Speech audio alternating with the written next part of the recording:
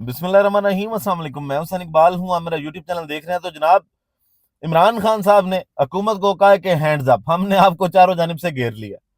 और इसके साथ साथ बात करेंगे जनाब मंसूर शाह साहब जो हैं, उन्होंने भी अब ठान लिया है कि अब सुप्रीम कोर्ट के अंदर जो जो भी घुसपैठिया बैठा हुआ है, जो सुप्रीम कोर्ट का नुकसान कर रहा है, चाहे वो चीफ जस्टिस ऑफ पाकिस्तान ही क्यों ना हो, उन सबको एक्सपोज करना है। और अब देखना यह है कि मुज़ाकरात में अब आगे हो क्या रहा है। मुज़ाकरात वैसे तो खत्म हो चुके हैं। अब जो इमरान खान साहब का मैंने कहा ना कि उन्होंने हुकूमत को चारों तरफ से घेर लिया और हुकूमत तो हाथ खड़े कर चुकी है।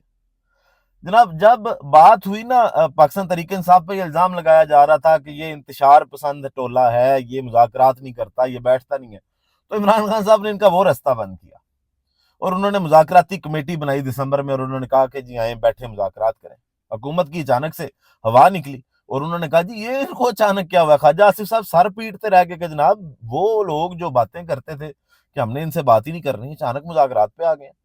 खैर, वहां पे जब इन्होंने फिर सोचा कि यार ये पाकिस्तान तहरीक इंसाफ की ये तो नहीं कर रही कि लोगों को ये पैगाम देना चाह रही हो कि जनाब हुकूमत हम पे इल्जाम लगा रही है, तो हम भी अपनी कमेटी बना लेते हैं। इन्होंने कमेटी बनाई और फिर जब इनको कॉन्फिडेंस ये आया कि यार इससे हम फायदे भी हासिल कर सकते हैं। एक फायदा ये हासिल कर सकते हैं कि जनाब हम कोई कागज इनसे हासिल करें और उस पर लिखा हो कि जनाब इमरान खान को रिहा करो, और हम फिर प्रेस कॉन्फ्रेंसों में बयानियां बिल्ड करें, वो कागज लहराएं और कहें कि जनाब देखें एनआरओ मांग लिया गया। लेकिन जब मुतालबात तहरीरी दिए जाएं की रट लगाई गई, फिर इमरान खान साहब ने इनका रास्ता बंद किया, तहरीरी मुतालबात दिए, लेकिन उसके अंदर इमरान खान साहब की रिहाई का जिक्र नहीं किया। उसमें लिखा गया कि जनाब जिनको अगर मेरिट पे रिहाई मिलती है उन पे दोबारा केसेस ना बनाए जाए। हुकूमत का वो प्लान भी फेल हुआ। फिर इन्होंने कहा कि चलो इससे एक चीज तो ये भी साबित होती है ना कि ये जो फार्म 47 की बातें करते थे, फार्म 47 वाली हुकूमत कहते थे, गैर आईनी गैर कानूनी हुकूमत कहते थे, अब इनके साथ ये हमारे साथ ये बैठ रहे हैं तो इसका मतलब है ये इसको तस्लीम कर रहे हैं। और फिर जब वही फस्तायत की गई, वही साहबजादा हामिद रजा साहब के घर में छापे मारे गए, मदरसे में छापे मारे गए, मुलाकात तक इनसे करवाई नहीं गई। इमरान खान साहब ने जो इनको एक्सपोज करना था वो कर दिया, लेकिन हुकूमत का जो ये कॉन्फिडेंस था ना कि देखें जी हमें फार्म 47 वाला कहा जाता था और हम ही से मुज़ाकरात, फिर इमरान खान साहब ने कहा आपकी औकात हमने देख ली है। आप जो है वो कमीशन नहीं बना सकते, आप मुलाकात नहीं करवा सकते, आप वो बुनियादी इंसानी हकूक लोगों को नहीं दे सकते, हम मुज़ाकरात नहीं करेंगे। वहां से भी रास्ता बंद कर दिया गया। और फिर हुकूमत को 2 दिन तो समझ ही नहीं आई, तरलों वाली शक्लें लेके स्क्रीनों पे तारड़ साहब, राणा सनाउल्लाह साहब, इरफान सिद्दीकी साहब ये कहते रहे कि जनाब ये गलत कर रहे हैं, इनको बैठना चाहिए, सोचना चाहिए, इमरान खान से हटके भी अगर मुज़ाकराती कमेटी बात करती है तो इनको करनी चाहिए। खैर जी, ये इन्होंने फिर बयानिया बनाया कि देखा जी हमने तो कहा था कि इन्होंने मुज़ाकरात नहीं करने। अब ये जो बयानिया है वो दोबारा से खत्म कर दिया गया। आज बैरिस्टर गौहर साहब ने क्या कहा है? बैरिस्टर गौहर साहब ने आज कहा है कि पीटीआई की मुज़ाकरात के लिए कभी हाँ और कभी ना वाली बात नहीं है। हम जनाब फिर से लचक दिखाते हैं। चेयरमैन पीटीआई बैरिस्टर गौहर ने कहते हैं कि हुकूमत अब भी अगर कमीशन बनाने को तैयार है तो मुज़ाकरात के लिए तैयार है। हम बड़ी फ्राख दिली से मुज़ाकरात में बैठे, मगर हुकूमत की कमीशन बनाने की कोई नीयत नहीं। अगर 9 मई और 26 नवंबर के हवाले से कमीशन नहीं बनने जा रहा तो हमने हुकूमत के साथ सिर्फ हेलो हाय और फोटो सेशन के लिए तो नहीं बैठना था।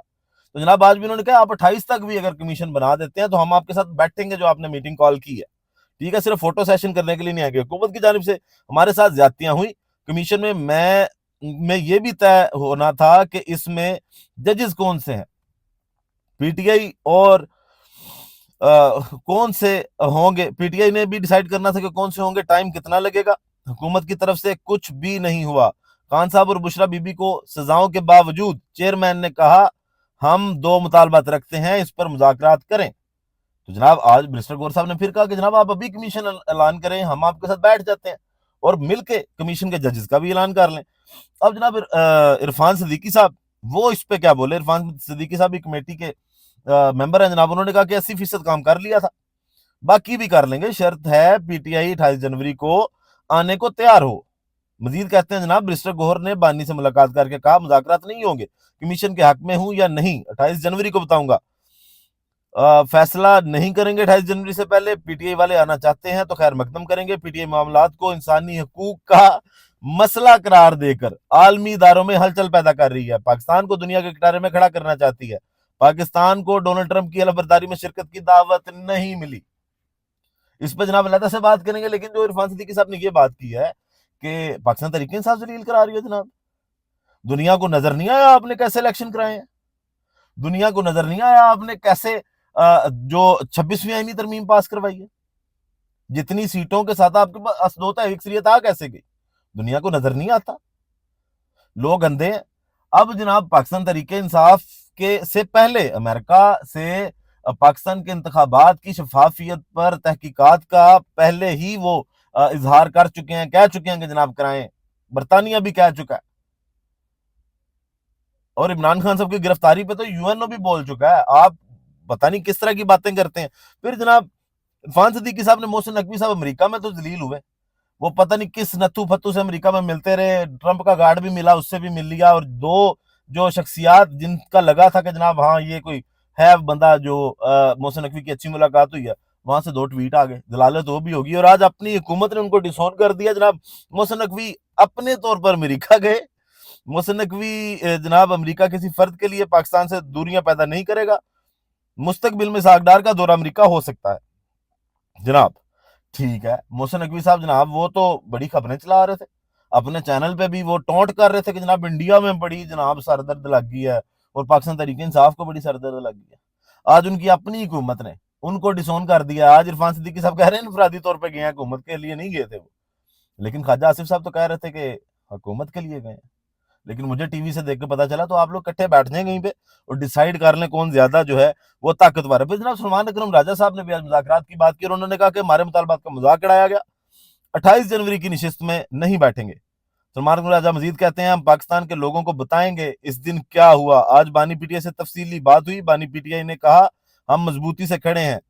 پی ٹی آئی نے کہا مذاکرات کو کمزوری نہ سمجھا جائے، ہم سے ہمارے بلے کا نشان چھینا گیا. 8 فروری کو لوگ باہر نکلیں گے.